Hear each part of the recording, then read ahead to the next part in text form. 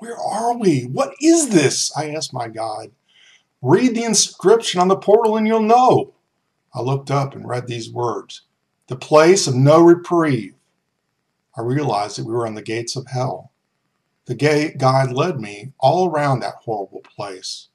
The regular distance, bronze portals like bursts, overlooked the precipitous descents. On each was an inscription such as, Depart from me, you cursed, into the everlasting fire which was prepared for the devil and his angels. Matthew 25:41. Every tree that yieldeth not good fruit shall be cut down and shall be cast into the fire. Matthew 7:19.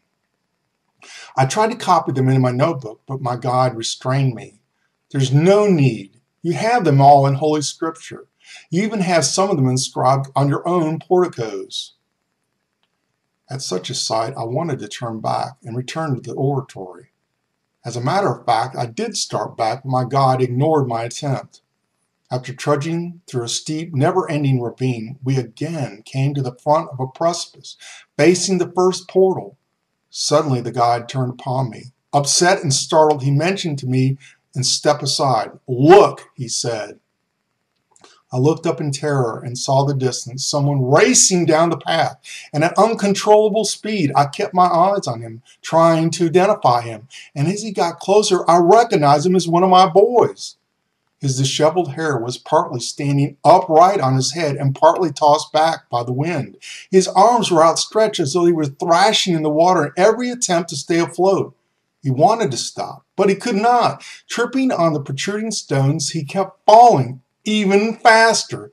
Let's help him. Let's stop him, I shouted, holding out my hands in a vain effort to restrain him. Leave him alone, the guide replied. Why? Don't you know how terrible God's vengeance is? Do you think you can restrain one who is fleeing from his just wrath? Meanwhile, the youth turned his fiery gaze backward in an attempt to see God's wrath still pursuing him. The next moment, he fell tumbling to the bottom of the ravine and crashed against the bronze portal as though he could find no better refuge in his flight. Why was he looking backward in terror? I asked.